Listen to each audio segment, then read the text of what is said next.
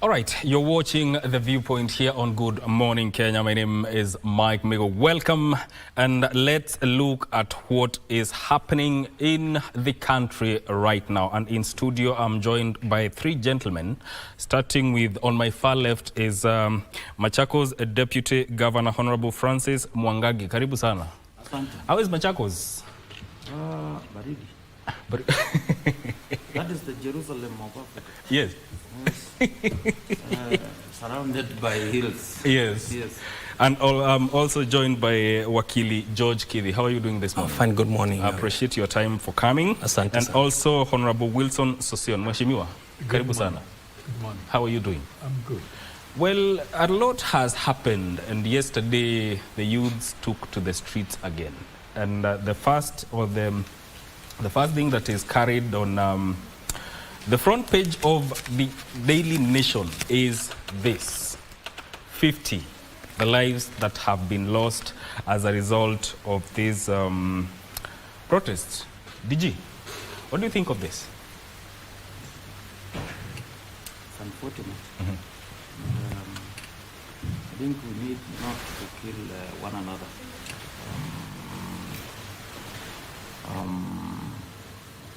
Protests are supposed to be peaceful.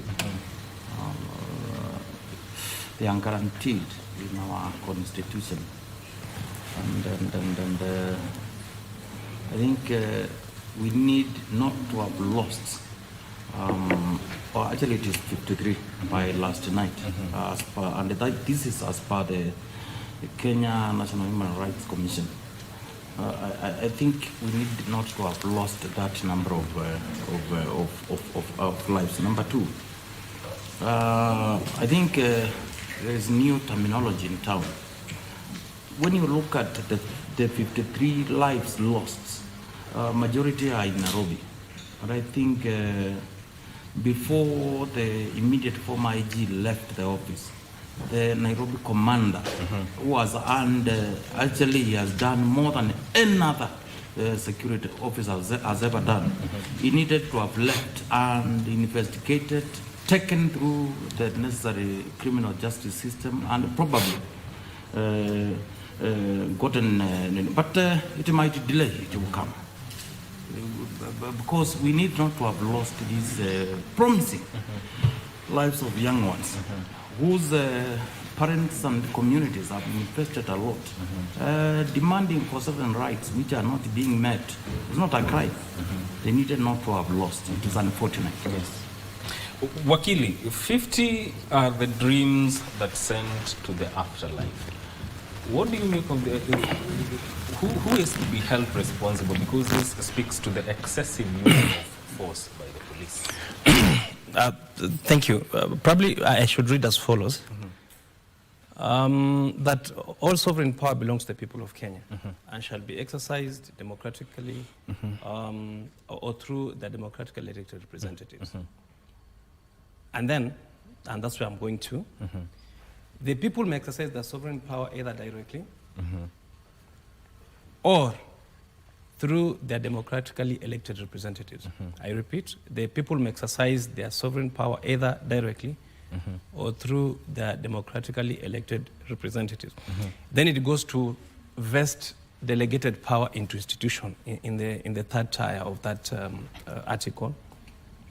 What has not dawned on Kenyans, especially those that get into any officialdom, either executive, the police, whatever institution, is that when the Constitution says the sovereign power of the people is invested in the people, they may exercise it directly, or, now the word or disjoins the first and the second tier. So it creates a hierarchy of power. The hierarchy is, first, it is the people, and then second, the representatives. And any other institution comes second. So the Kenyan comes first over anything else. In fact, the members of parliament come second from the Kenyans. It is what the Kenyans say, the members of parliament come second. They are therefore, in terms of importance, as oriented within the constitutional dispensation, they are second. It must be done, therefore, that if you see a Kenyan in the streets demonstrating over anything, he is first in time in the Constitution before yourself, whether you're a policeman or whatever commander you are. This includes executive and the presidency. So the Kenyan comes first. When a Kenyan and Kenyans are demonstrating, in that instance, they come first over anything else. Whatever they are saying at that time is the sovereign power of the people at that time. So the only context in which they lower their standard within the hierarchical architecture of the Constitution is when they then delve into anarchical aspects of that circumstance. But for as long as they're on the streets and demonstrating, they come first to the policeman. The policeman only engages with them as a secondary person. So any power that is exercised, any power, and I repeat, any power is delegated. The Kenyan has delegated to that person. A person who is delegated cannot be first in time to the principal, and the principal is the Kenyan. And therefore it must be known, at least one day, it must be known to anybody who takes over office in this country, whatever office, either the small hierarchy or the highest office, that he comes second to the Kenyans. Having said so, a policeman, therefore, cannot kill a Kenyan when the Kenyan is protesting. In fact, he takes instructions from that Kenyan. All you need to do is ensure, if it was ideal, they should be supplying water and food to those people. Yes. If it was ideal. If they are disabled, for instance, who are protesting, you must enable them in their motion for which they are demonstrating for or against. So it follows, therefore, that first, it's unconstitutional to procure a killing unit. It is unconstitutional to procure or deploy resources, Kenyan resources, towards killing people. And therefore, that is the responsibility, the command responsibility in law. And lastly, it is for that individual person who kills must, having committed a crime, even under the Constitution, must be held responsible. And by the way, in law we say we can't eliminate crime. You can't. Crime will always be there. That's why first we have laws against every crime that is perceived. So crime, the laws against crime are perceived to be the anti-mischief laws, where then you try to stem out a mischief and a threaten. That then, it brings relationships within society as individuals and another individual. The policeman, therefore, must know that ultimately responsibility is personal. So how you handle a situation, having been trained or assumed to have been trained, must be towards one fact, that I'll be held responsible as an individual for this. The murders, therefore, are individual responsibilities and collective responsibility to those who have command over those police officers. All right, thank you. Joining us in studio is Ishmael Nyaribo, who is the advocate of the High Court. Welcome to the program. Thank you. You're doing fine this morning. I'm good. We are talking about the protests yesterday, and the headline here on the Daily Nation is written 50. That is the number of lives that have been lost. Let me come to you, Mheshimiwa. Where is the restraint, and how do we hold people responsible for this? Well, it's regrettable that lives have been lost in this whole crossfire of demonstrations and conflict, violence, and looting. It has gone to that extent. And I speak with a strong background of having led such demonstrations for close to 100 days in this country. I've utilized Article 37. And I'm happy in all those activities, we never lost not even a single life. What we are witnessing is a wake-up call by all of us. And we must look at both sides of the coin. Let us not look at one side. Let's look at both sides of the coin. That is number two. Number three, let us also understand that the police officers are workers on duty. And while on duty, they use guns, they use lethal instruments to enforce, to protect lives and protect property. Now, the characteristics, we've been observing these demonstrations, and I love demonstrations. particularly when they are peaceful, when there is no violence, you're not hurting anybody, you are not digressing from demonstrations to burglary or stealing property and destroying people's businesses, which we are seeing all over in the country. Demonstrations internationally, if they are actually organized, if you are demonstrators, you define yourself and sometimes you even put on the uniform, it is known, you're moving from this time to this time, from this point A to point B at this time. You notify the police, you're protected. And sometimes demonstrators put on similar uniform. We have seen demonstrations in South Africa, and they don't do it every day. They do it periodically and in an orderly way. What we are witnessing in Kenya, to me, they don't meet the threshold of demonstrations for petitions. They've gone on and they've graduated into activities of violence. You cannot distinguish anymore. Peaceful demonstrations as envisaged under Article 37. The threshold of the law must be met first. It must be peaceful and armed, notify the police, specify even the routes. I don't think this is what we have seen. Like what we saw yesterday, the police struggling with people looting business premises all over the country, and others engaged in some form of violence. I don't think this is right. We've got to get back and redefine. And I think this goes back to Parliament, our legal minds here. So that then, how do we ensure that citizens enjoy the provisions of Article 47, 237, peacefully, without being limited? If we version violent activities and demonstration that we are seeing, which regress into violence, like when I checked with particularly in Nairobi area and many places, really there were no organized, designated demonstrations and demonstrators who were petitioning, and they were not taking petitions anywhere within any government office or any institution within the city, but there were random activities of looting. So when the security agencies report activities of looting, do we still call those activities peaceful demonstration as provided for in Article 37? I think we should elevate the activities and define more activities of demonstrations, picketing, through clear legislation that does not hinder the rights of people. Yes.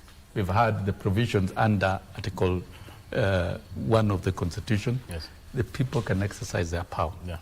But exercise through legal and constitutional means. Where it gets to violence, you even lose the meaning of those demonstrations.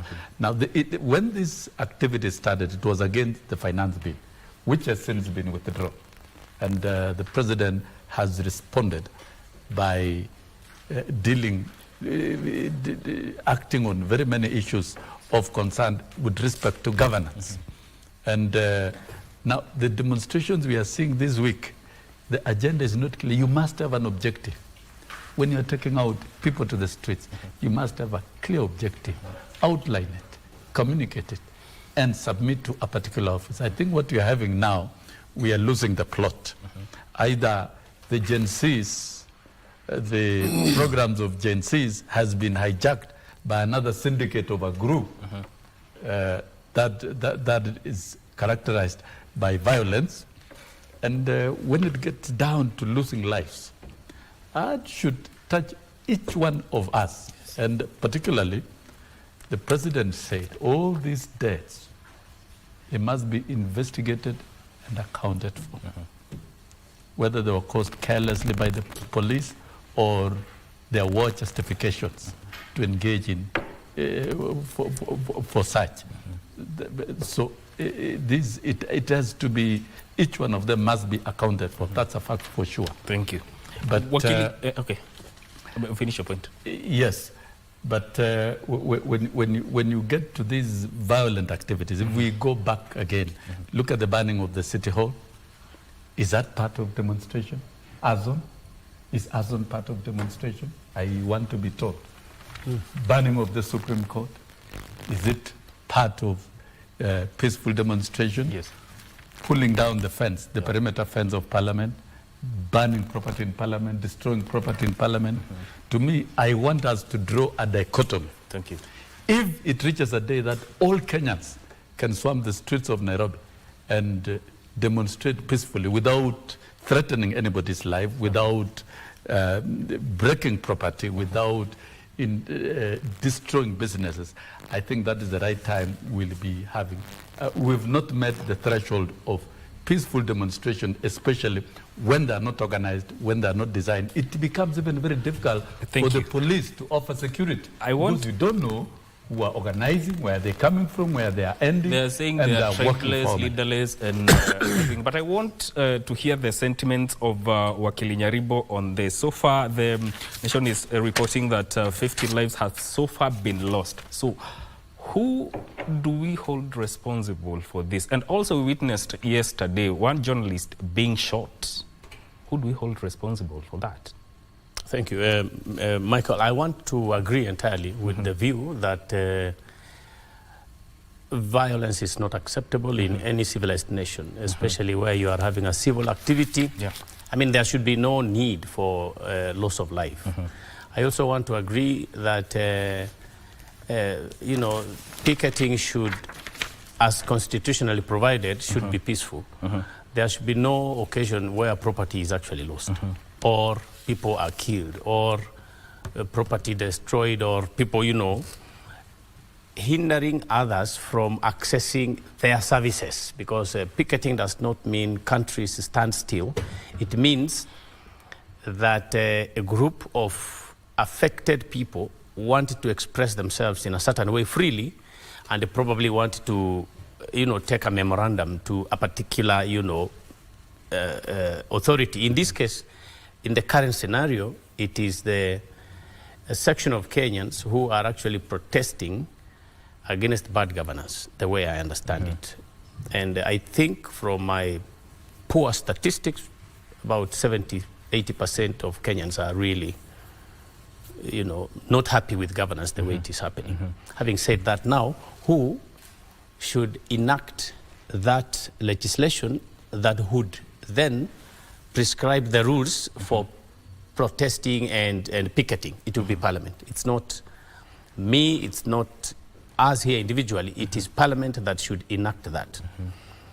And there is no attempt made by parliamentarians to actually try to arrest that situation by creating a rule or creating rules that would actually say, we allow picketing, but this is in our proposal how it should happen. And that law will have to be taken to the people, so that people suggest that, no, we want to be protesting from a certain moment to, another. And if you look at the Gen Z picketing, they are actually doing it from 12. They are organized. If you look at the way they are doing it, they are not starting at 7 in the morning like how it used to be done previously by politicians. They are starting at 12. So in a sense, they are actually giving the country some moment, some time to do what they want to do. So we cannot condemn that as, unruly yet. Then when you talk about, the problem with our society is we are not used to self-expression, free self-expression. We are not used. We actually think that whenever somebody wants to come up, we should kind of check him and ensure that his views are not divergent from our own. And this is a different source or a different place from where the Gen Z are coming from. The Gen Z want to express themselves. In fact, they say without a leader. So I think we need to appreciate where they're coming from even before we actually, blanketly condemn them. Now, at what time in our history, Michael, if anybody can tell me, did any government of the day allow peaceful picketing, peaceful demonstrations? At any time, if you can cite, Mr. Sosion says, Honorable Sosion says he has led protests for 100 days, and I remember that, I've been around. I also remember he was in the union when he was always the government was always harassing him. When he was in NAT, I remember so well, I wish somebody can play the clips. They did not even allow you, even when you are in an organized NAT, you know, a union, a legally recognized institution, the government did not easily allow you to actually picket with teachers, you know, fighting for the welfare of teachers. So we are yet to see a government in Kenya and in Africa that receives notice of intention to demonstrate, accept it, and you know, bring out some suggestions. I saw former Minister for Security trying to agree, trying to prescribe some rules after he was under intense pressure to say, oh, okay, if you go, first of all, he said, we do not condone any demonstrations, he said. Then he came up and said, okay, you must observe the law when you are picketing. So, in my view, really, this blame should be taken where it belongs, and with a lot of humility, it should be dropped at the doorstep of the government. Now, you've talked about destroying property and all that. And my colleague here, my learned friend, Mr. Kitty, says that there will always be crime. Of course, you need to give him another time to qualify that, because it's not be assumed that we... But it is true that by human nature and by dint of where we come from as humanity, there will always be people who are offside. Before you cut me short, who then should be responsible for the violence, for the murders, for the destruction of property? To be very honest with you, again, I take this blame straight away to the government doorstep. Hold it there, hold it there. Let's take a break. I'll come back to you. To explain this. I'll come back to you. Let's take a break. I'll come back so that you can finish at that point. Let's take a short break. Don't go too far. This is Good Morning Kenya.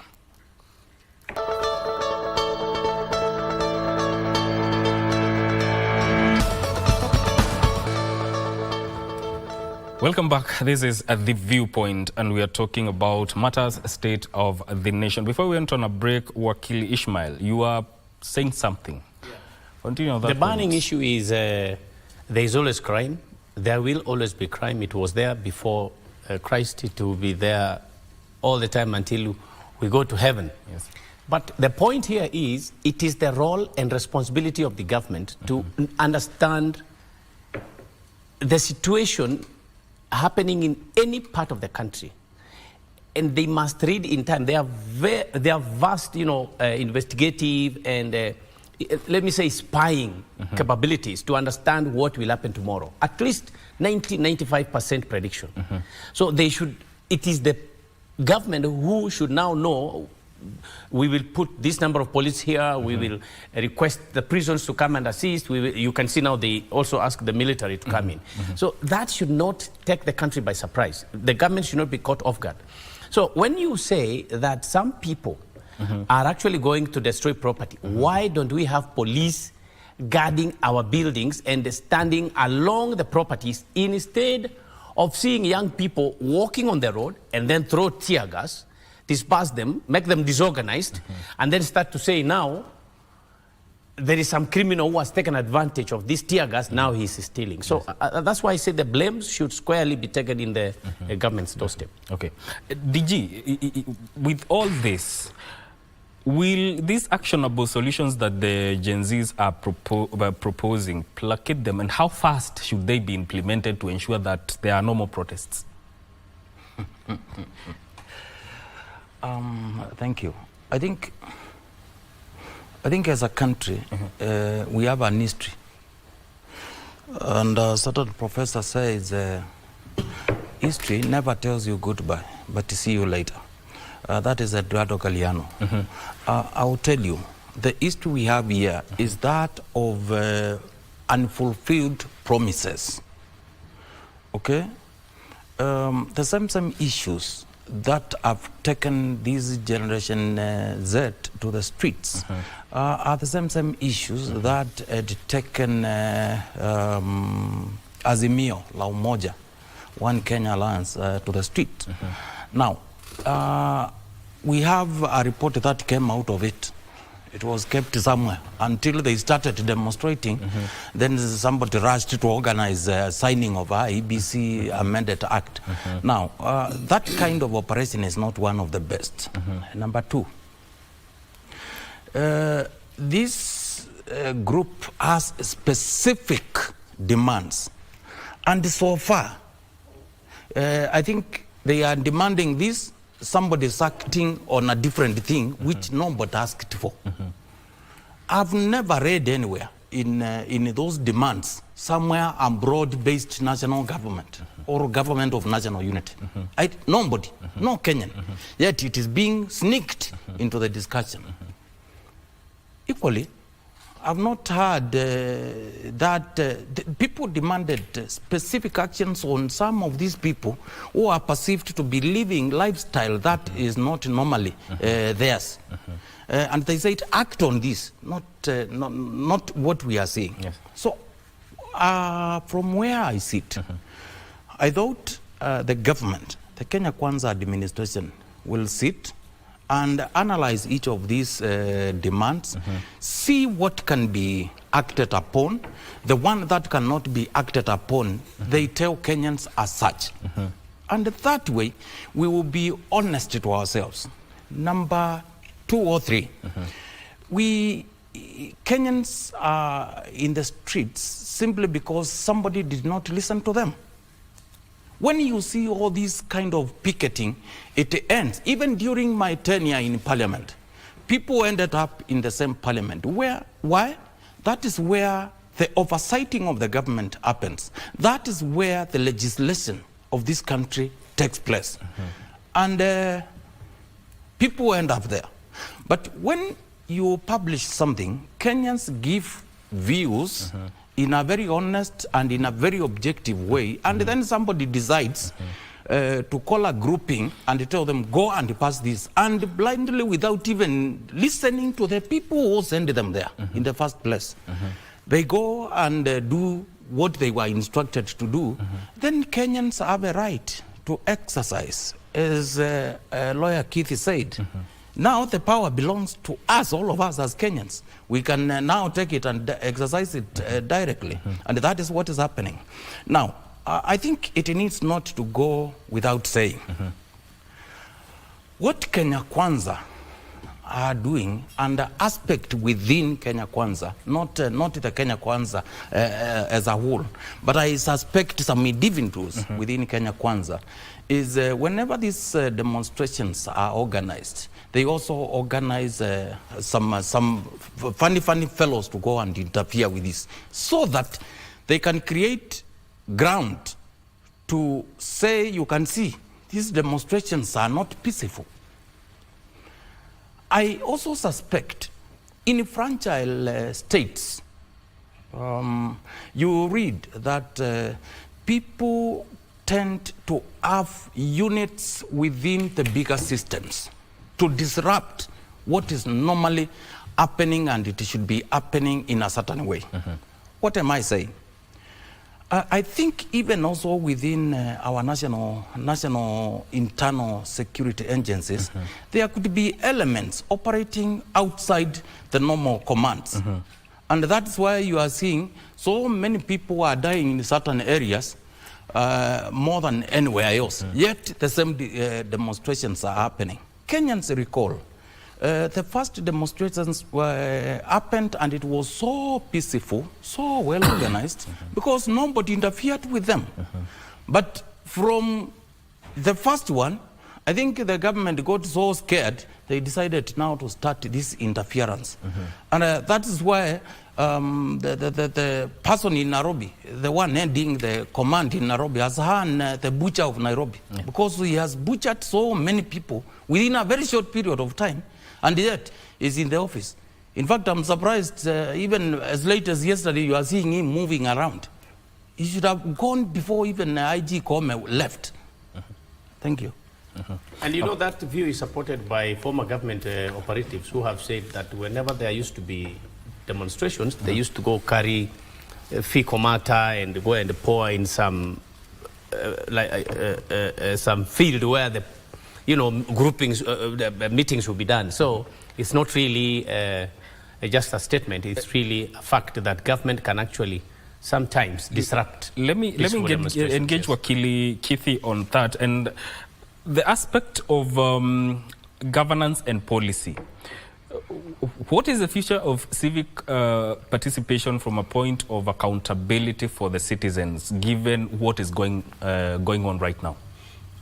Well, my view probably, even as I associate myself with the views of my colleagues this morning, I look at it slightly different. The Constitution has created 3 arms of government. We have the executive, we have the legislature, and we have judiciary. All of them are important, and we behold them as equal and complementary to each other. But my view is that the importance of each of those arms depends on the situational circumstances as will prevail at a time. For instance, in a normal day run-to-run, day execution of duties, the executive will be beholden to the mwananchi. In fact, on every day, there's an interaction between the executive and the mwananchi on account of the operations of the country and the government, therefore. Then there is the legislature. And when a time comes when we elevate, or there's need to elevate the stature of any of those arms, during presidential election, we all glued to the TV when there's a dispute in court, and therefore we have elevated that arm into reorganization or organization of the entire country. In fact, the judiciary can pronounce who is a president and who is not. And therefore, each arm gets elevated at a point. The dominant one, seemingly on account of the functionality, will be the executive on a day-to-day running of government. But I want to say this. Members of parliament are elected by the people because we can't all come to Nairobi to speak. We can't. Members of parliament are people sent to a common area, a house, a place where they can speak, each speaking in a certain language. In fact, if it was possible, each speaking in his own ethnic language, to express for the people that they have been sent for. So then they leave their village or their homes to come home to congregate in a common area to speak for the people. These are the people that ought then to take responsibility when the people speak. When we are here and we say Article 1 is being exercised, and yet at that point we are still paying people to exercise on our behalf, it means there's failure. Therefore, all this is the suspicion that Parliament cannot represent us. Parliament has failed this country. It is the weakest point. In fact, they should be gone before the entire cabinet went. Oversight is the functionality of Parliament. Why is it that we Kenyans had to go to the streets in the name of Gen Z? But I can tell you, when Gen Z speak, they don't speak as Gen Z. Certainly they've had the complaints by their parents, by their society, and at times they're even oriented on what to speak. So therefore, when cabinet gets sacked by president, when Parliament was available to impeach them or to call on them, more often it can't pass that Parliament has failed. When then we have to go to streets to take our democratic responsibility as first in time before members of Parliament, is because those that we sent have failed. So why are we here? We are here because of many reasons. But the main reason is our weakest point. That Parliament should have gone before the cabinet. That Parliament has failed this state. That Parliament, as if it was a joke, allowed itself to be captive of executive. Now the executive is taking responsibilities that, upon oversight, should have been taken by Parliament and wouldn't where we are. The people have lost faith in the executive in terms of trust. But again, that trust should not have been broken if the executive was checked by Parliament. It is Parliament that must take responsibility for all that is going on. Thank you. Mheshimiwa Sosion, do you agree that the Parliament has failed in this role, as Wakili says? No, I don't think so. I think my Wakili is here, and maybe Mwangangi has the right experience of the National Assembly. I don't think Parliament has failed. If anything, there's been a lot of legislation, pieces of legislation that have been enacted by Parliament to implement the Constitution and to grant this freedom. And those of us who have not gone to other jurisdictions within the continent and the rest of the world do not know the level of democracy that we have in this country. But don't you agree that it took the extent of Gen Z demonstrating to have the cabinet done away with? That is not function of parliament. Doing away with the parliament is not the function of, doing away with the cabinet is not the function of parliament. So you've asked a straight question about whether parliament has failed. It has not failed. It must be supported to engage in further legislation where needs arises, so that then the people can exercise much of their power that they don't need to exercise directly through the representatives. Most of the power that the people would always exercise is at the ballot. They did it on 9th of August 2022, elected a president, elected other leaders to various offices. And therefore, those leaders should be allowed to function, and therefore our institution must be enabled to function. I think it is wrong to assert that the parliament has been hijacked by executive. It is a wrong thing. It still remains independent, and by the structure of our constitution, we still have majority side and minority side of the House. And majority side will always be linked by the House. There are political parties, parliamentary political parties, and of course, straight with sponsors. All the members of parliament who are in parliament are sponsored by various political parties, except those who are elected independently as individuals. And that is the nature of structure of parliament. But to rebut on a few comments, because it is important to set. Before you come to this comment, I want DG to respond to that. Do you think the parliament has failed in this regard? Yes. And again, yes, I think... Affirmatively, yes. Yes. The reason why, let me cite one example. The finance bill. With all due respect, and to Mheshimiwa Wilson Sosioni. And I think, really, the Sosioni I'm seeing is not the one I know. You see, there was the time. Let DG respond. There was the time you could hear Sosioni speak, and the country would have spoken, and the world will listen. Yes. Not now. You see, the example I'm giving is we had a finance bill. Everybody was invited to parliament and gave views.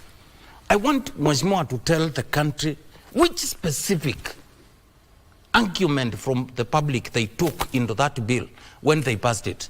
Zero. It was rejected.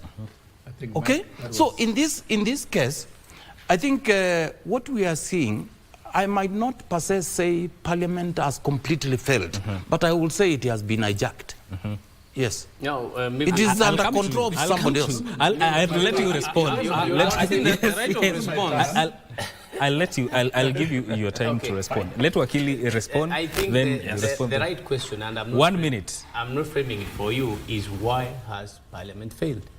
Because you look at your viewers and the reviews they are giving, and it's obvious that the government, the Parliament has also let down the people of Kenya. If you ask whether judiciary has failed, again you will see the people's verdict. So why do we have failed institutions? But you are asking for now about Parliament. This happened in 2022, when upon elections, once they were closed, it was clear how many members of Parliament have come in through ODM, through Wiper, through UDM, through other parties. A minute, Michael.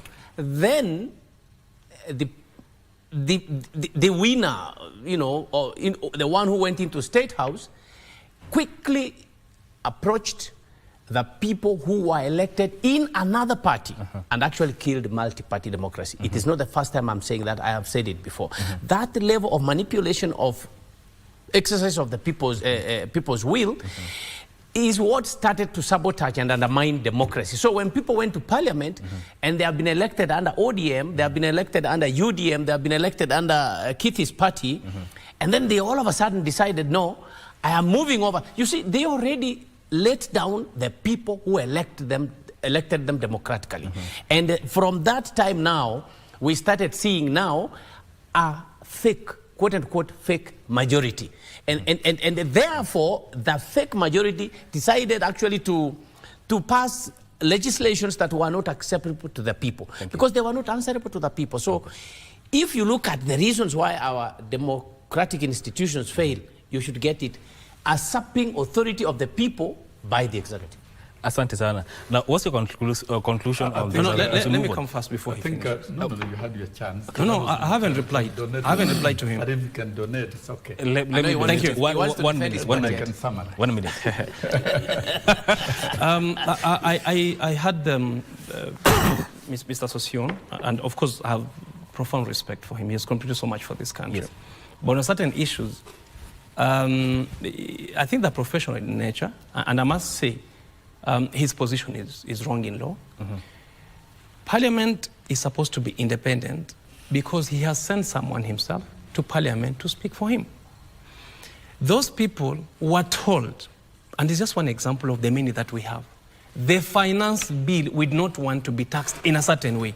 We would have said it the way we are saying it. You see, we went to the streets to say we do not want the finance bill, a voice that had been killed in Parliament. It should have been in Parliament that where they said, our people, Kenyans, do not want the finance bill. Then the orientation of Parliament is this. Do you speak for the executive or do you speak for the people? I have said under Article 1, you speak for the people on account of the sovereignty of the people. They have sent you to speak for them. And lastly, why is it that members of Parliament are hiding and not going to the funerals they used to go and speak at us? Why is it so? It is because they fear the same people, and therefore because they didn't represent them properly. It therefore falls into at the doorstep that for this finance bill, at least it is an example of bad representation, and therefore to that extent, and many other extents which we have no time to repeat here and reproduce on this publication, that Parliament has failed Kenyans consistently, persistently. And it was on that account that we chased them from funerals. We even have chased them from churches because they did not represent us and they did not speak for us. Yes. They should be allowed to pray at least. Honorable Sosion, now it's your time. Respond to those sentiments. Yeah, thank you. I think we are all entitled to our views, and that is the beauty of our democracy. If in your own view you think Parliament has failed, then you're entitled to that right. But I think Parliament exists as per our Constitution to perform three things: to legislate, to oversight, and to represent. The 13th Parliament is in even oversight. We have seen ministers answering questions on the floor of the House. It's a progressive step from the previous arrangement. And from legislation, demonizing the finance bill and branding Parliament as having failed, I think is wrong. In any case, the bill has been referred back to Parliament, and Parliament has the right to reject the President's memorandum by raising 2/3. Parliament is guided by strong traditions and strong rules for those of us who have been in Parliament, and therefore it doesn't qualify for us in a talk show like this one to pass a blanket judgment that Parliament has failed when we have not looked at, when we have not audited the specific activities that Parliament undertook, including even taking this finance bill, which was not originated by Parliament. The finance bill was originated by the Treasury and tabled by the Cabinet Secretary, Treasury, and Parliament simply processed it. It took it through public participation. The public gave their views. They were analyzed. Certain tax variations were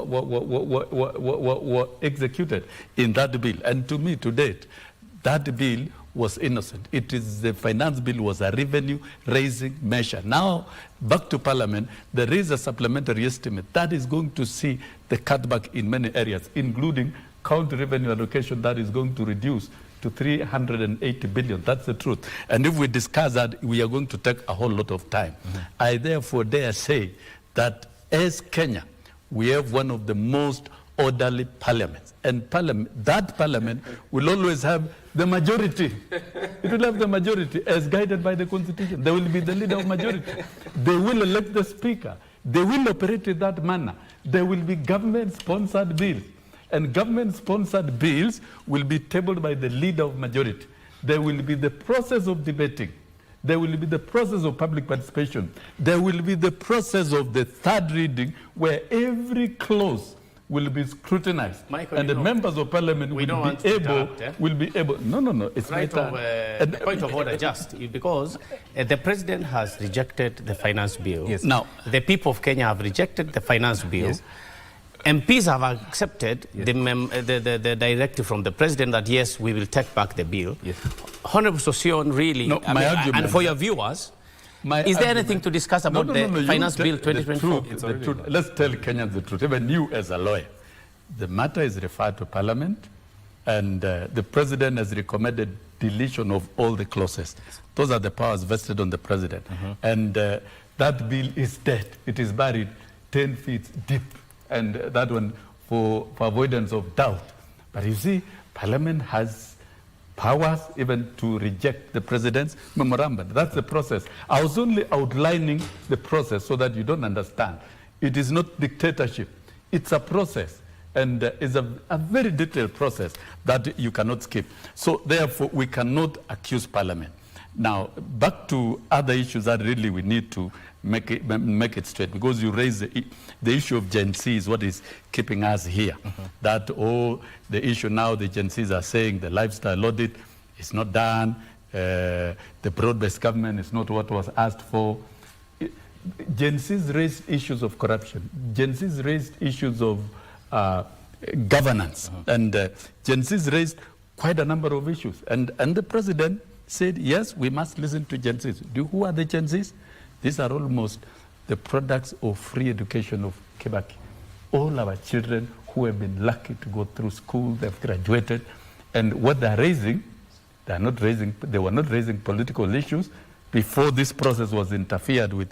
Criminals who have infiltrated, and I dare say, government cannot sponsor criminals into this demonstration. It's a wrong allegation. Unless really you have full proof. Yes. So really, I want to clarify very clearly that the matters raised by the Gen Zs in terms of integrity, in terms of governance, in terms of management of the economy makes a lot of sense. And the president has responded to that. He has been in the space of X. He has dissolved cabinet, and he's establishing a broad-based government, and I don't understand why some quarters are and that you are not going to stop the president from doing that, and the president will continue responding to the key issues of Gen Zs, because at the end of the day, it's about having a prosperous economy that gives them jobs and that guarantees Kenyans quality living, which of course is part of the big agenda of the manifesto of Kenya Kwanza, is what the president is trying to implement. So really, let me throw this to I want us, at this point,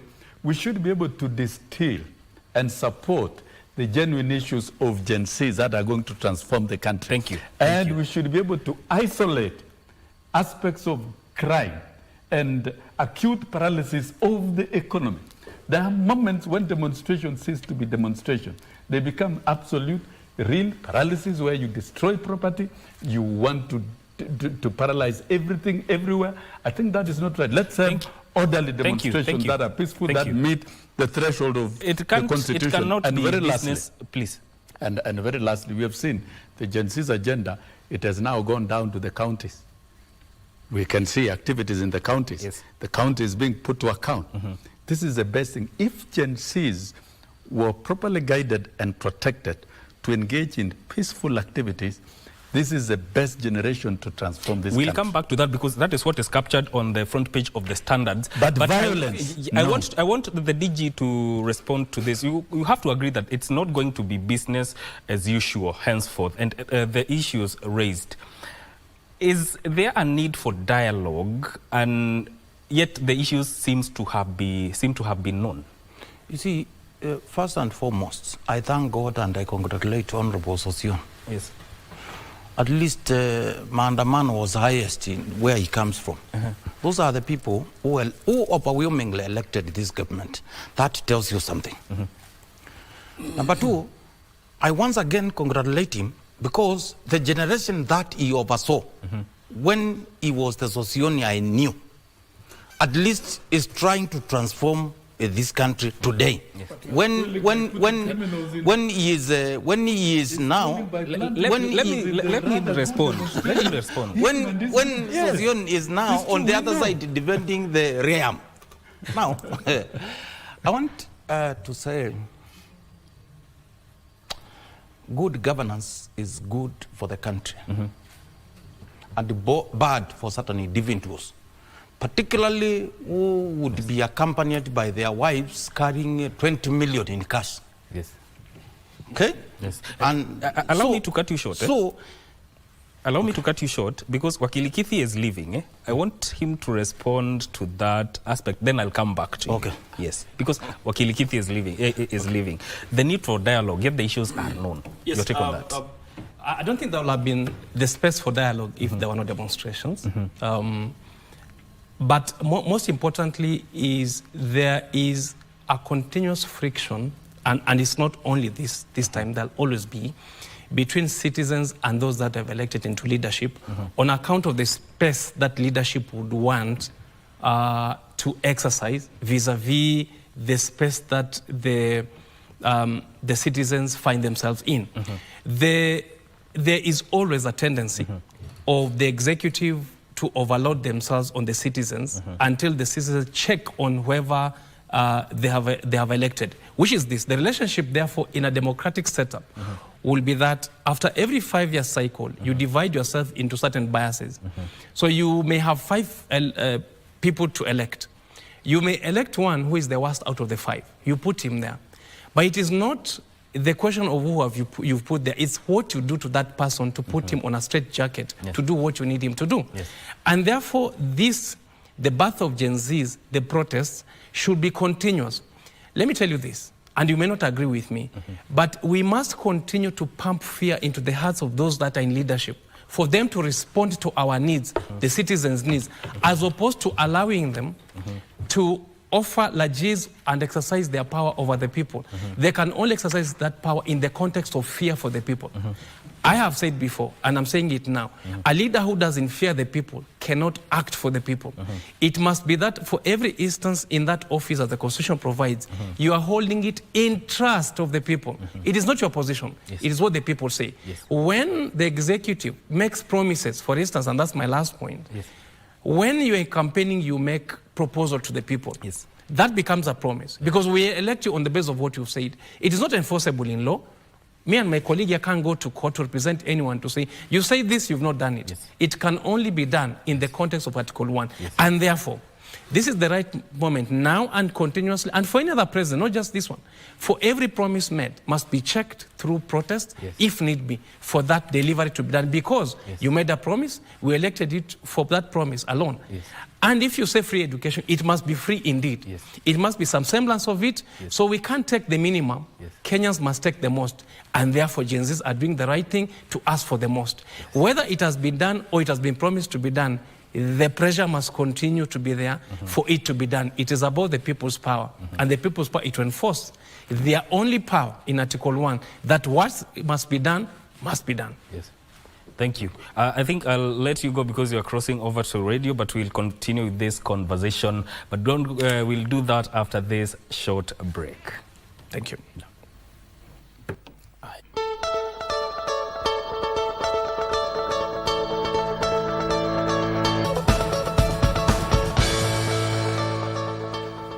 Indeed, you're watching Good Morning Kenya. This is The Viewpoint. And DG, there's something that Wakili Kithi has said about leaders fearing those who have elected them, for them to act in their interest. I want you to respond to that and also continue on the point where dialogue and the importance of dialogue, yet the issues are known.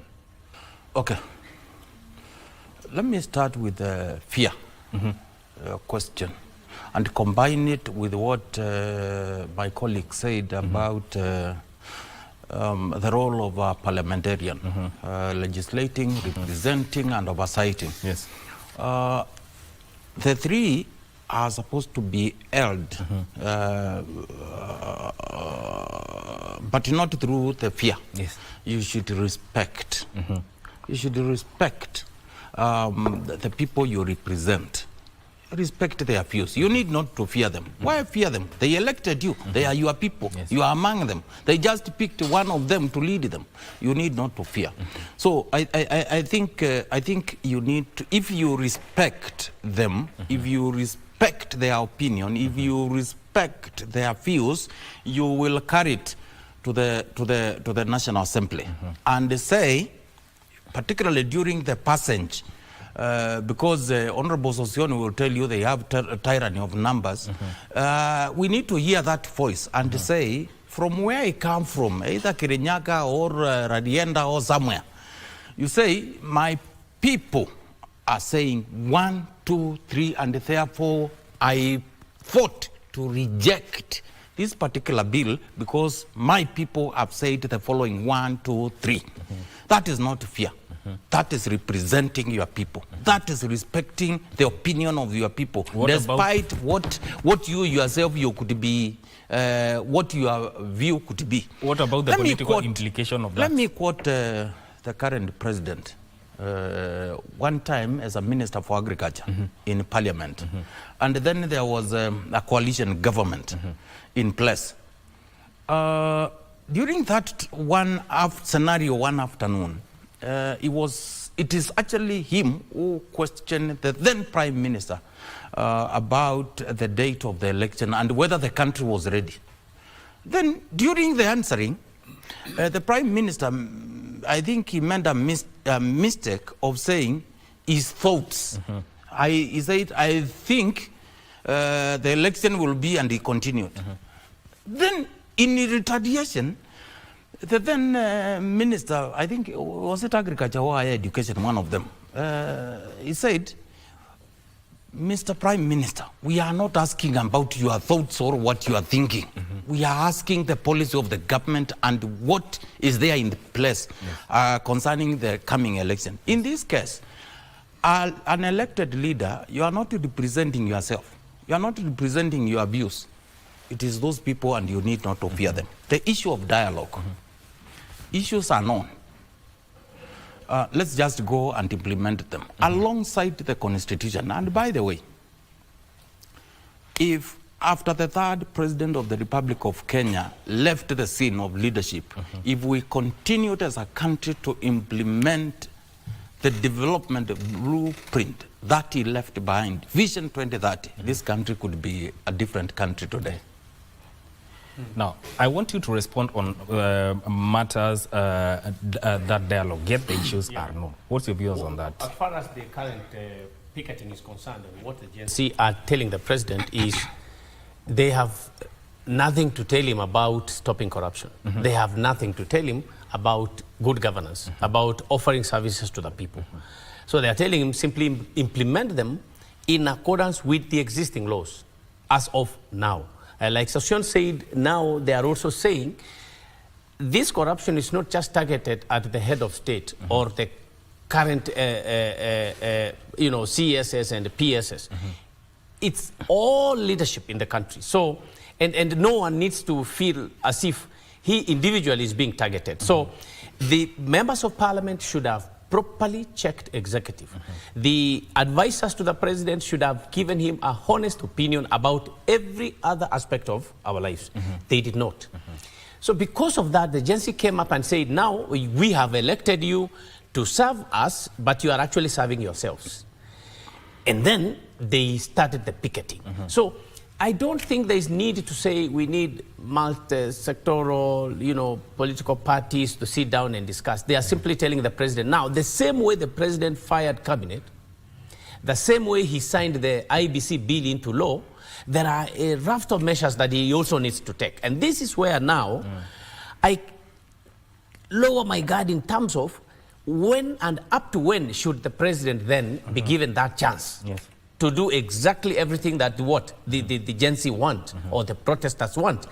He should be given that moment, whether it's a month or 2 months. I keep saying this, that since you have laid down your requirements, now let us give him a month or 2 months. And then now we come back and say, oh, he actually pretended again, and then we go back to the street because it is our right to picket, it's our right to go back to the street. But in terms of Let us sit down and talk. It has no meaning to anybody. It has no meaning to the agency. It has actually no meaning now even to the opposition. So let the president simply implement and contain his people who are both extravagant and very corrupt. Yes. Mike, let me, before I understand, he has an appointment. No, he has an appointment outside Nairobi. There's something he has said which is very important. Yes.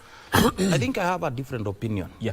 Before they stop the demonstrations, it is important Kenya Kwanza comes forward and tells the world that you have raised 1, 2, 3, 4. Are we in agreement? Yes or no?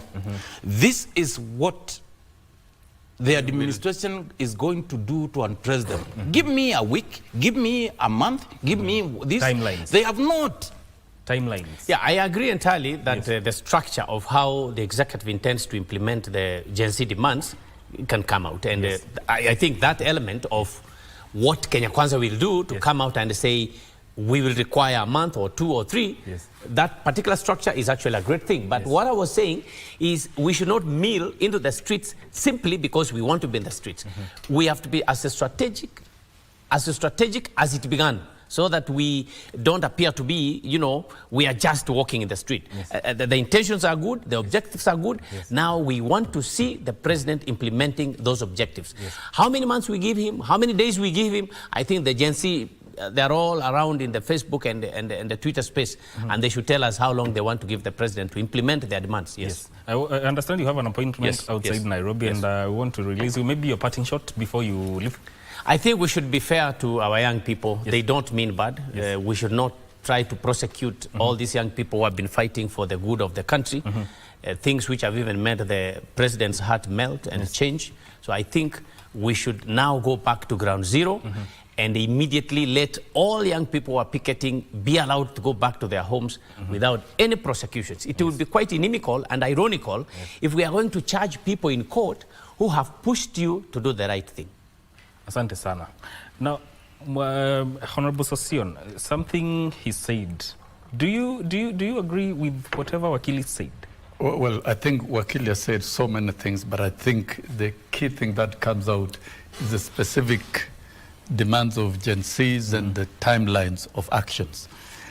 If you look at the Gen Z's agenda, is basically raising concerns about bad governance and an economy that is not giving them hope, with a general feeling of many Kenyans. And if I pivot back to the president's concern, a while ago he said the problem of Kenya is incompetent leadership in our public institutions and corruption. He said very boldly. And as a president and head of state, you don't doubt him. He knows the professional capacity of the individuals, of the people heading various public institutions. He knows the extent of corruption. Corruption is a big problem in governance. Yes. And the memorandum of Gen Z's is one that the president has not only bought, but will buy. And there's already acted on quite a number. If it is withdrawing the finance bill and engaging in austerity measures, he has done that. So that finance bill is dead. I've told you 6 feet. And that now there is a supplementary budget going back to Parliament that will see cuts in the unnecessary areas of spending. The President has been very clear about it. And he has actually, and the President should be congratulated for not dismissing the Gen Zs, but for embracing the memorandum of the Gen Zs. He has dissolved the cabinet. That is a bold step. No, it's very rare for a president to dismiss the entire cabinet and to rethink on how to reconstitute a more effective cabinet. And the multi-sectoral conversation on the economy will provide an opportunity for the people of Kenya to fully participate and understand the challenges facing the economy.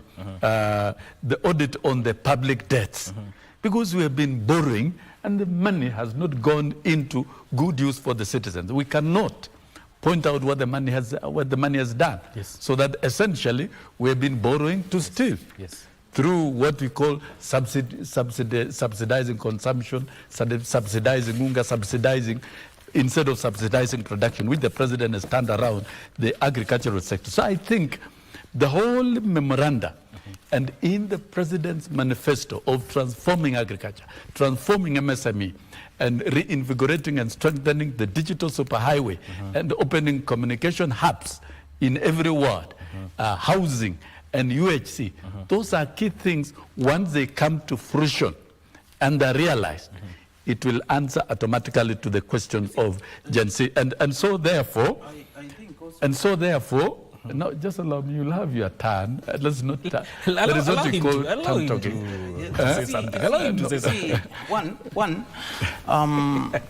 We have a government spokesperson. Yes. And I think Sossion can do better. You know, the thing is, much more is forgetting people went to street because they are not being listened to. Start with the reforms within health sector. Look at what Kenya Kwanza is doing to destroy something that has existed for very many years. You could not learn anything good about the existing NHIF. You have to create something else, take money to a different entity so that you can do whatever you want to do. And we are quiet, we are seeing.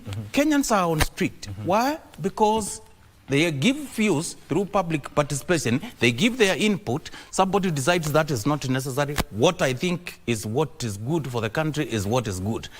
Kenyans, we are now the situation where we are simply because what Mwashimo is describing as incompetence in governance. Who appointed these people in the first place? You know, in 1974, US President Richard Nixon said, I will not blame my juniors or subordinates or anyone who exceeded his view. In an organization, the person at the end bears the responsibility.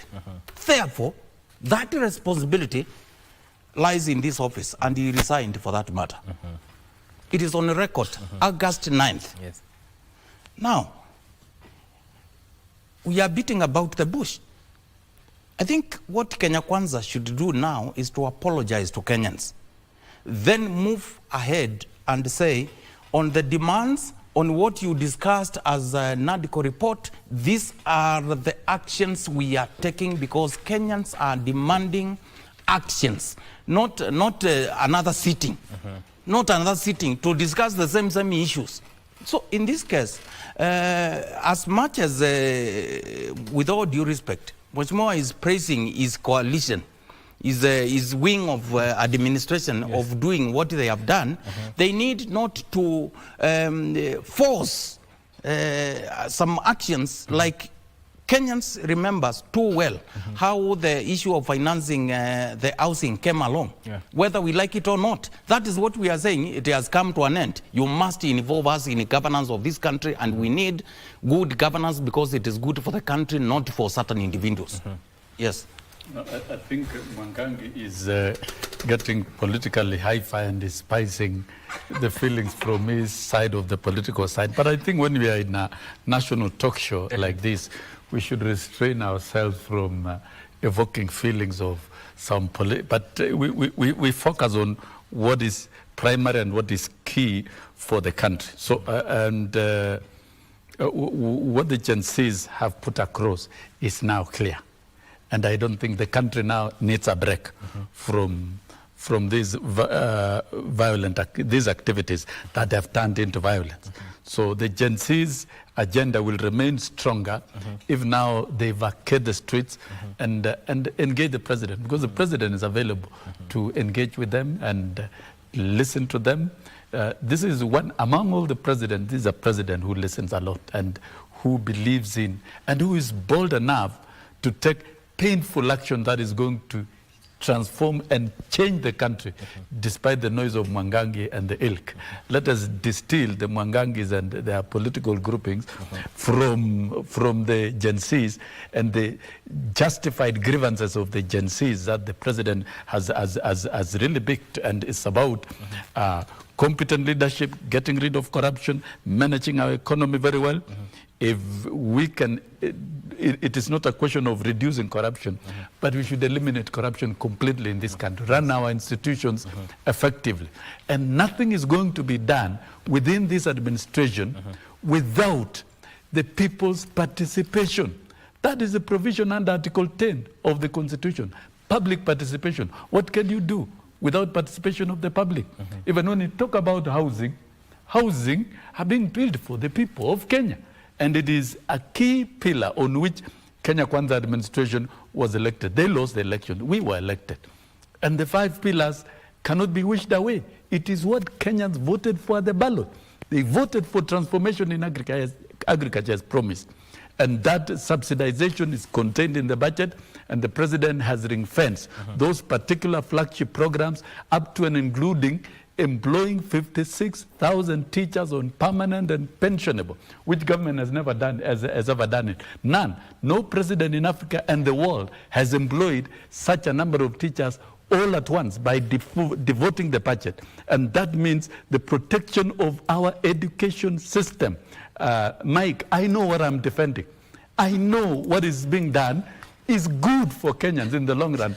And you see, they are scared because when we succeed, they will have no voice going into the future. And therefore, when we talk of universal health, which is we are trying to demonize, when the name changes from NHIF to SHA, Social Health Authority, and is given more additional powers and more additional funding, it is part of rolling out of universal health coverage, and it is supported by 3 additional laws.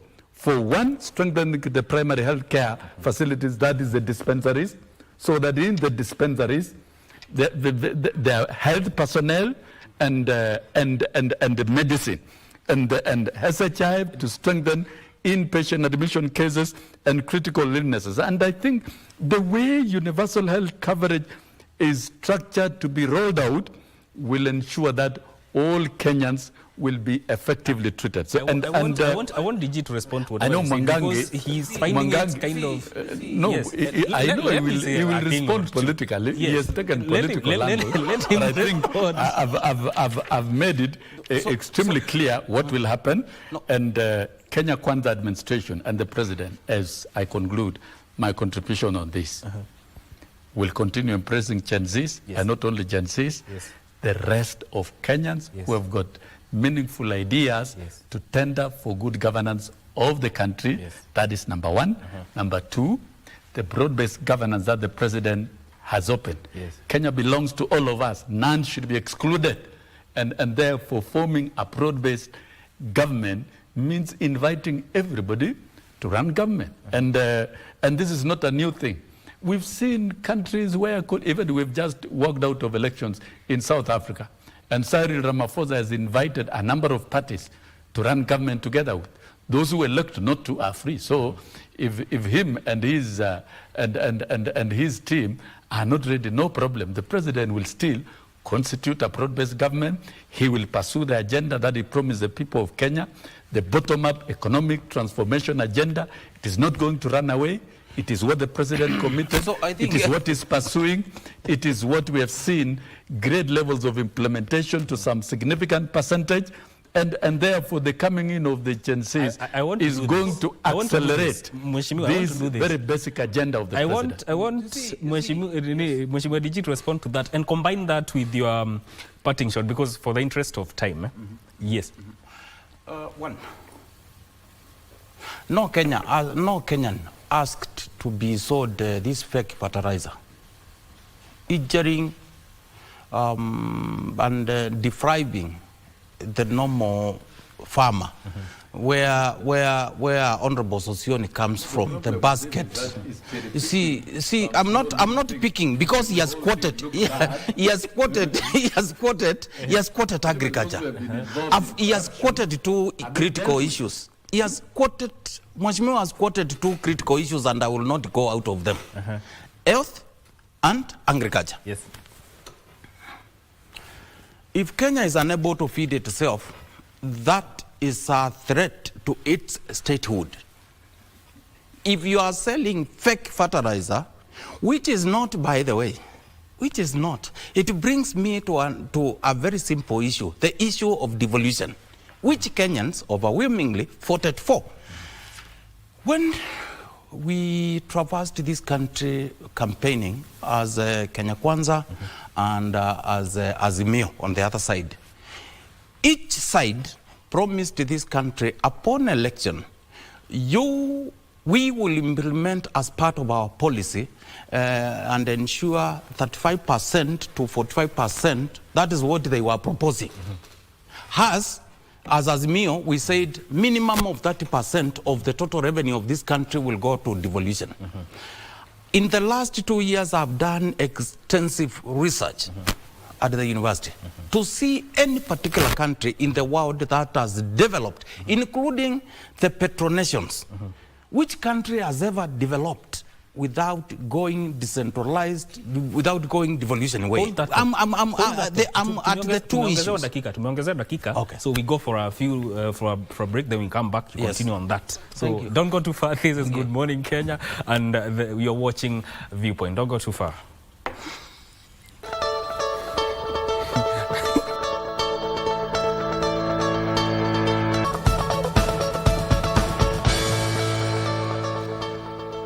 Welcome back to the Viewpoint. And DG, pick it up from where you left. Yes. So I was saying, you remember, Azimio were promising 30% minimum. Yes. Up from 15%. And I'm saying this because Mheshimiwa, in his prosecution of his points, he has quoted two critical areas, health and agriculture, which are devolved, by the way. But if you look at what Kenya Kwanza has done through their numerical strength in parliament, all functions that are devolved, when you look at national level, the ministries, respective ministries, have a higher budget than what is going to devolution. Now, I was saying, I've done extensive research, and I would wish anybody to challenge me, including Mheshimiwa, who has traveled extensively as a unionist. Any country on earth that has transformed to developed from developing as a result of the centralism, that is today a policy within Kenya Kwanza. Yes. And I've vowed none. Even the Petro City states. What does that one say? If what he quoted in agriculture is anything to do if truly Kenya Kwanza believed in decentralization, believed in devolution, at least if there is any one particular corrupt county administration, maybe it could not have been the whole country to be supplied with fake fertilizer. If any county was tasked with the responsibility of supplying farmers with fertilizer, at least one county could have sold fake fertilizer, and maybe it could have been noticed and dealt with at that particular moment, as opposed to this centralized way of doing things, so that somebody can steal billions of shillings and then we start donating it, a few of it, to churches, to where and there, so that you are, on the other side, you are committing crime. On the public side, you are seen to be doing the right thing, and we are the one we are clubbing because you are leading people who you have deprived. They are poor. When it comes to the issue of, so the point here is, Kenya Kwanza does not believe in what they are telling Kenyans. The issue of agriculture, the issue of health, they say this in public, in private, they plan to do something else. Individuals within Kenya Kwanza, because Kenya Kwanza has very sharp minds, some of them, but they are unable to do what they are supposed to do. And that's why I'm telling Mheshimiwa Sosioni, the generation, the Gen Z, these are the people you oversaw and they followed your footsteps, but now you are forsaking them to other things. They will deal with you, and that is not very good. You see, when it comes to health, I'm sure since the start of NHIF, we know the history and the corruption that has been there over the period of time. We could have taken what Mheshimiwa Sossion will tell you about the institutional memory. See, where does NHIF succeeded? What can we do to enhance that effectiveness in terms of service delivery to Kenyans? Instead, what somebody within the leadership of Kenya Kwanza has done is to ensure they start dismembering NHIF so that at the end of everything, there is an entity that is dealing with the money specifically, and that at the end will go to a private entity. And nobody is telling Kenyans that particular aspect. And I think the intentions could be good, but I can tell you the result. I know where it will end. And I thank the independence of courts in Kenya. At least what I'm describing is now illegal and is not subject to discussion, although somebody has run to court to seek some stay. So in this case, what I'm saying in short is let's say things in public, and in private we do the same. Let us listen to Kenyans and respect their opinions, implement what is the wish of the majority of Kenyans. And by so doing, we will not be where we are today. Because what Gen Z are doing is the continuation of what Azimio did. And once the Gen Z are done, another group will also come and the cycle continues. And we want to be a country that is focused on transformation and moving from developing to developed. And it is possible. Mheshimiwa Sossion, there's something that he has said, and I want you to also to respond to it, that Kenya Kwanza does not believe in what they say to the public. Do you agree with that? Correct. I'll answer that, because that's a flat lie. That's a raw political statement that is not vetted, that cannot pass the test of time. And I think my brother Mwangangi should really measure what to say and choose his words very, very carefully. Number one, in terms of devolution and strengthening devolution, President William Ruto has been very keen in ensuring that devolved funds are released on time. And last year, and the close of financial year 2023-24, by the close of the year, all the money had been released that was due to the counties. The negotiation, no, allow me. Clarify to close of year 2023, 2022, 2023. Yes, but for now I cannot talk about what is obtaining now. And that is enough to show commitment. The eventual enhancement of allocation of funds to the counties has always been negotiated. It is in public domain. This has been negotiated. The county revenue allocation is a matter that has always been canvassed openly in the public, and therefore it is wrong to impute that the government is killing devolution when in fact it's doing everything it can. And no president has engaged governors so closely the way we are seeing like President William Ruto, because devolution and national government needs to collaborate together and work. It is a provision, it is an obligation of the Constitution. The CDF, we've seen more enhancement of money to the CDF and more projects even taken to the CDF. Talk of rural electrification, the last mile, and ICT incubation centers shall be done through CDF. CDF is another devolved funding that has done a lot of work in terms of financing schools and development at the county, at the grassroots, which I think the president has been very committed about it, and he has personally protected CDF, among many others. So it is wrong to say Kenya Kwanza does not believe in devolution. It does believe in devolution, and it believes in collaboration of counties and national government to deliver services to the people of Kenya jointly. The result which counties will not do alone. Okay. When we talk of fertilizers, is a big national security aspect that cannot be left to the counties alone to procure. Even when you talk of medicine, counties will procure through KEMSA within that national framework and arrangement.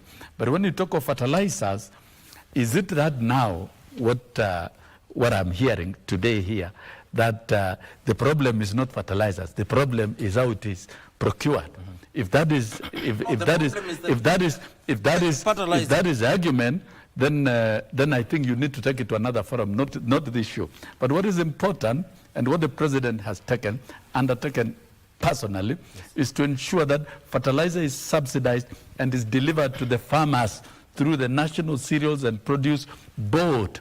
When we talk about fake fertilizers, because I'm not going to avoid that, I don't believe in fake fertilizers myself, and I don't think the president believes in that. If anything, he was seriously affected by the reporting of some of the scandalous activities that were involved. And those officers involved have been criminalized. And I dare say, if there is a corrupt officer within Kenya Kwanza administration, you are free to point out. There shall be no room, even myself. I don't think this is a government that will entertain any corrupt officer within its ranks and file. Because we must run a government that is efficient, that is competent, that is transparent, and that can guarantee services. He has admitted the agenda of Kenya Kwanza is very transformative from that of agriculture, because we must subsidize inputs, not only fertilizers, chemicals, and even seeds, and give farmers guaranteed minimum returns, do aggregation and value addition of our goods so that farmers can benefit. And that is even contained in the budget. Protecting the coffee farmers, protecting the milk farmers, the tea farmers will continue and enhance earnings. Okay. There are already indicators of that. Those are very great efforts, and I think what they need from their end is to tell us who really is corrupt and who is frustrating the farmers at all levels. We must deal with corruption at all levels, whether it's at counties, whether it's at national, whether it's even in private entities like KTDA and wherever. We therefore, we should agree as a country, and this is what the agencies are saying. Kick corruption out of this country. It is a noble idea. And when you look at all the other pillars of Kenya Kwanza, ranging from strengthening the MSMEs, micro, small, medium enterprises, when they thrive, is a cornerstone of growing the economy. Okay. The ICT infrastructure, already many Kenyans, and TVETs are the incubation centers of technological revolution, and we are on the threshold of the fourth industrial revolution, where ICT will be the key driver of the economy. Even the medical services, even the doctors will not work without that kind of engineering. And therefore, as a country, and we have seen the president make efforts to establish connections world over and to strengthen the Konza city with the Silicon Savannah that we are establishing within the country. Yes. Those are the right moves. Okay. And therefore, give the government time to implement what it has to implement and support the government to implement. Because what is being implemented is not for William Ruto as a president. It is not for members of Kenya Kwanza. It is for the people of Kenya Kwanza. Right. And the greatest beneficiaries are it's for the interest of the people of Kenya. And the greatest beneficiaries are the Gen Zs and the Alpha generation. Okay, let DG respond to that because he has something to say. Then we close with an issue I want us to discuss. I think Procyon and Kenya Kwanza, they need not to massacre our youths for saying what they are saying. They need not to. They have 53 and almost 1,000 are in hospitals. It is, call it the way it is. So I think they need to respect the sanctity of life. That's number one. Number two, and imagine This they have done within less than a month. Our people, Number two, I'm asking Kenya Kwanza, and he is quoting the president in each he is saying, and I'm thinking of government, and I agree with him in one aspect. Anybody, doesn't matter whether it's President Sosion or President William Ruto or whichever, any Kenyan president is well informed because he has so many, other than the technocrats, he has another way of getting information. A lot. Even if the president of Kenya now wants to tell Mwangangi where he slept, he is in a position to do that because he has that capacity and capability. Yes. But I think Kenya Kwanza administration, they started it wrongly, Mheshimiwa. Face it, and I will tell you as it is. You know, maybe because of the manner in which they came, and I'm not deviating from today's agenda of demonstrations and its effect and the way forward from where we are. But we must know, how did we get to where we are? You know, we know in the course of their campaigns, there were obstacles. Every Kenyan know that. And we knew, because it is on record, that because I'm a deputy president and a presidential candidate, I will never allow anybody to undergo what I went through. The other day, did you not see Gachagua cry? You are seeing president issuing statement in Nairobi, an hour later, deputy president is doing it in Mombasa. Now, because of Gen Z's and the demonstrations, all that which had been withdrawn from him has already been restored. And they are now moving again together. Who was doing this for what? Injuring, affecting the national stability of this country. Okay? Number two, when I'm saying, and I stand by my words unless I'm proved otherwise, when you see Kenya Kwanza usurp everything, every role, including that which the Constitution of Kenya devolved to our counties, now they are doing everything. What does that one tell you? They want to to ensure devolution does not work, so that very soon Kenyans, as it was the case the other day, doctors were demanding health to be taken back to the national government.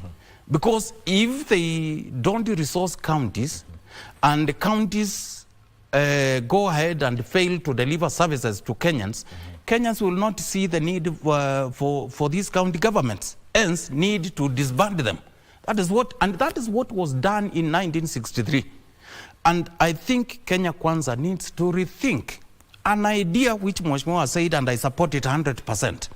It is good to increase devolved resources. And NGCDF, I'm very happy the parliament increased the other day, because more institutions are going to be taken to at the grassroots level. Equally, we need to strengthen devolution, and strengthen devolution is not to usurp the roles of devolution and start implementing from Nairobi. My agenda here and my issue has not been who is procuring what.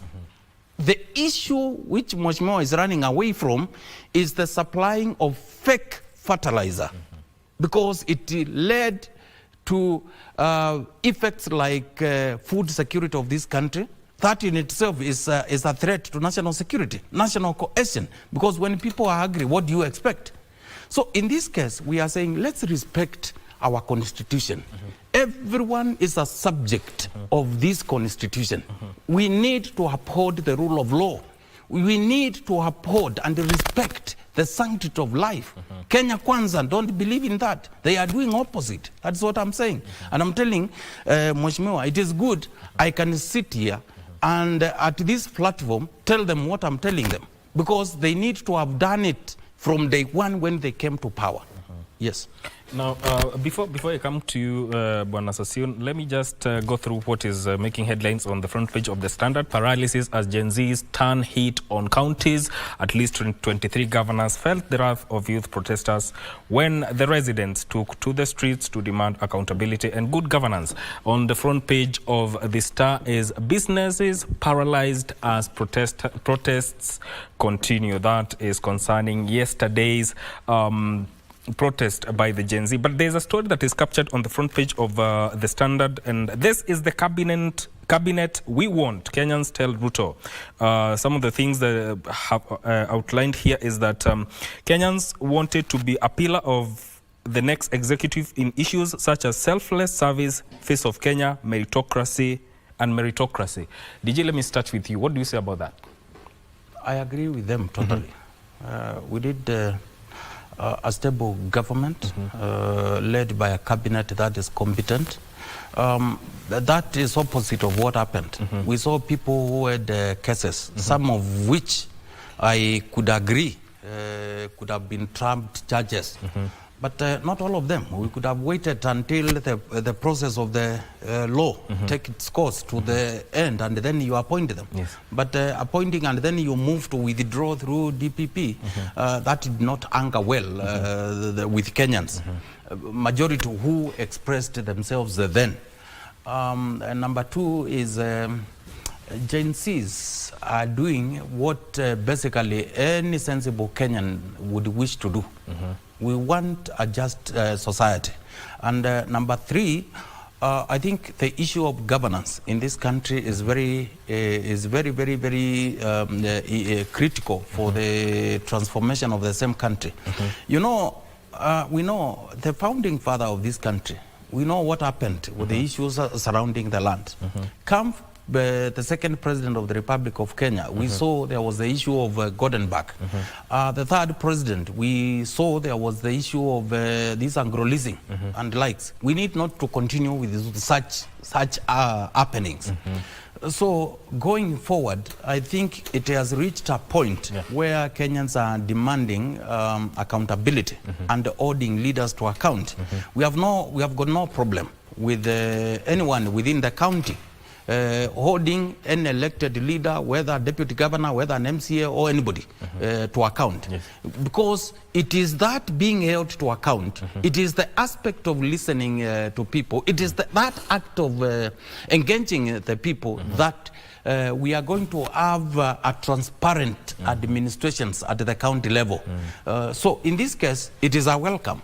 Let them engage. If anyone in Machakos thinks Mwangangi is a thief, is doing not what he's supposed to do, say it, present it to to any particular investigative body, and let us move forward. We want that openness in public affairs. It is a very good thing. And going forward, I'm sure some of us who have been thinking of enriching themselves will have to think twice.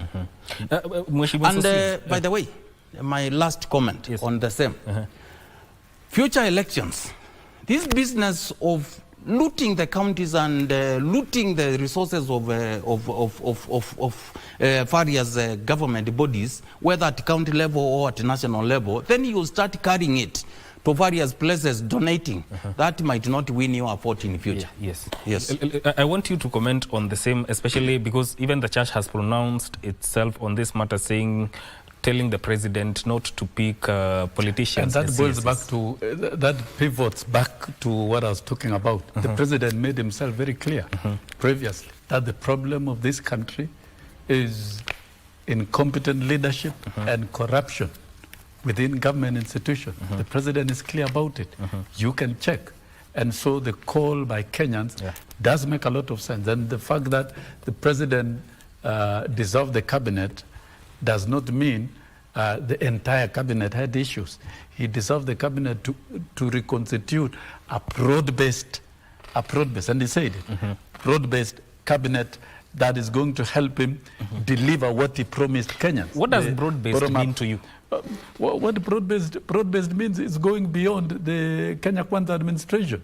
Yeah, is going to be is open, and I'm sure the president is exploring that. Even you as a media person, do you want to ask me whether Wiper and who are going to be involved? It is a discretion of the president on how he engages, and that is permitted to do so.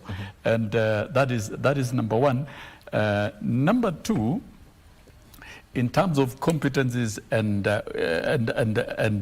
deliverables, what Kenyans are questioning in terms of cabinet and the rest, the president is not going to be distracted from delivering the bottom-up transformation agenda. He is not. Whether he's going to be distracted from within government or outside government, that one will not stand. He's already sworn in as a president. He has a promise that he promised as a person. It is the president himself who took oath of office. He did not take oath of office with anybody to run the office of the president. And so he is going to deliver the bottom-up economic transformation agenda supported by Kenyans that is going to invite to work with him. I agree with my brother here. Things to do with corruption and messing up the economy, there should be no room for that. And we cannot hand over an economy that has been tattered. What we have been witnessing in previous regimes in this country is wanton stealing. It is not just, it's not corruption, it's wanton stealing. And when the president stood up and said, we must audit our debts, he's responding to his issues. So that then these debts running into 10 trillion, what did it do? It must be audited. And setting up a commission of inquiry or a task force that is above the Comptroller and Auditor General means we are getting an additional eye to audit what happened. Even the Comptroller and Auditor General's office can be culpable to some of the huge debts that are loaded on Kenyans, and you make Kenyans to shoulder. And this reminds me of what Moi was told. Moi was advised at his dying days of leadership to borrow to do development. And he said, I am not going to borrow and shoulder burdens of debts on Kenyans. And Moi retired with only domestic debts of 650 billion shillings.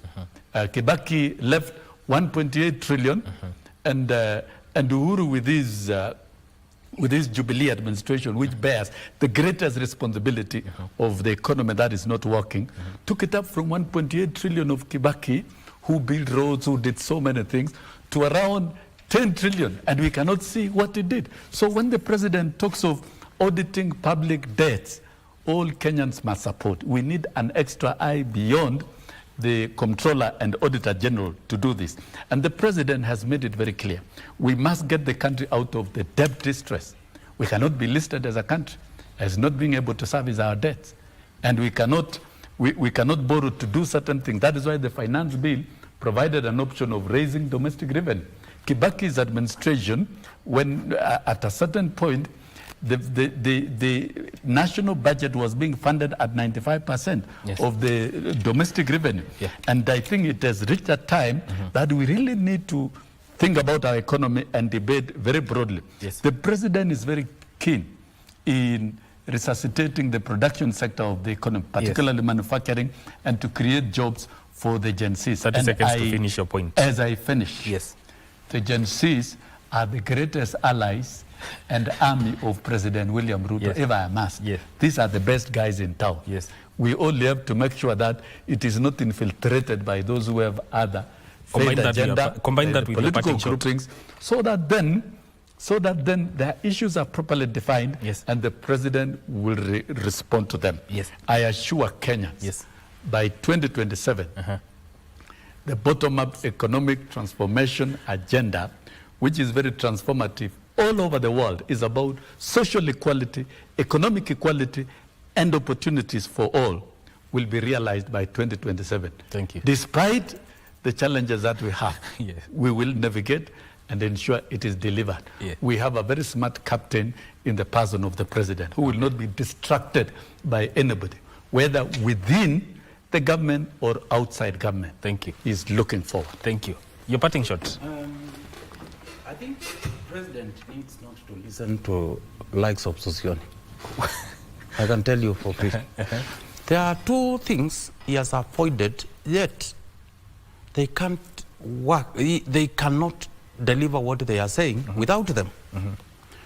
One, since he sat here, he has not spoken about the unit at the executive level.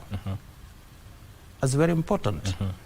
When we see, when they were campaigning, we saw two brothers. He has not had time for the now. He is even saying it is one person who took oath.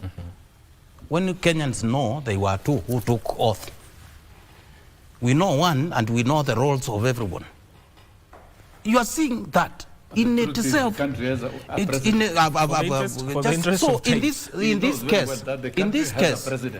in this case, what we are saying, I'm trying to avoid a scenario like what happened to then Deputy President Dr. William Ruto. Let's not go there. Yes. Let's have a way of working so that Kenya does not realize that kind of disagreements. Yes. Number two, the social transformation the honorable member is talking about cannot be realized without going a devolution way. Kenya Kwanza is moving towards a decentralized way of doing things. Kenyans talked and fought overwhelmingly to approve a constitution that recognizes devolution. I can tell you, if we continue with the Kenya Kwanza it's Kenya Kwanza. He has said in this show that the changes at the health sector are going to ensure a dispensal. Who gave Kenya Kwanza that mandate? That mandate Kenyans gave it to counties. Okay, and throughout the almost 2 hours we have been here, he has not uttered again the word devolution. So I'm telling you, if we are saying the Kenya Kwanza are going to realize this, and what the vehicle that is supposed to deliver that, they are not even keen on it, how are they going to do it? And finally, as leaders, whether elected or not elected, I'm finishing. Yes. Whether elected or not elected, let us listen to one another. Yes. We are where we are because we are not, our elected leadership in this country did not listen to those who elected them. We are where we are because we don't respect their opinion, their views, and we want to do what we think is good for the country, not what Kenyans think is good for them. Okay, Mheshimiwa Session, 15 seconds. I think I just have to correct it. Kenya Kwanza administration is not domiciled in Nairobi. Kenya Kwanza administration includes members of the county assembly, which is the majority, and so Kenya Kwanza is present at the county assemblies. It includes governors who also are the majority. So Kenya Kwanza is present within the framework of Council of Governors. The Chair Council of Governors is Anne Waiguru, a member of Kenya Kwanza administration. And so those are facts. So really, Kenya Kwanza is not restricted to national. It is present in the entire governance of the country. And I think I've cleared. Asanteni sana for your time. I've done some. No. I think we'll have a lot of time to talk about. Nyuma ya tent. Thank you so much. Yeah, we have been talking to Mheshimiwa Wilson Session, who is a former nominated MP, and also Honorable Francis Mwangagi, who is also the Deputy Governor of Machakos County. And earlier on, we had Ishmael Nyaribo and George Kithi, both of which are advocates of the High Court. My name is Mike Migwi, and this is where we end this conversation on The Viewpoint. Stay with us.